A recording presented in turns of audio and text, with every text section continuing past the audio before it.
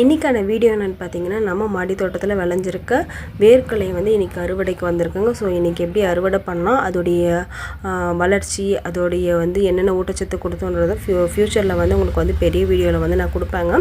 So இன்றைக்கி வந்து பார்த்திங்கன்னா வேர்க்கடலை வந்து அறுவடை பண்ணியிருக்கேன். இதில் வந்து பூச்சி தாக்குதல்னு பார்த்தீங்கன்னா வெள்ளைப்பூச்சி தாங்க அதிகமாக வரும். இதில் வந்து ஒரு சூப்பராக நமக்கு விஷயம் இருக்குங்க. என்னென்னு பார்த்தீங்கன்னா, பூக்கள் பூத்ததுக்கப்புறமா அந்த பூக்கள் வந்து மண்ணில் போய்ட்டு அது மூலிமா தாங்க நமக்கு வேர்க்கடலை வரும்.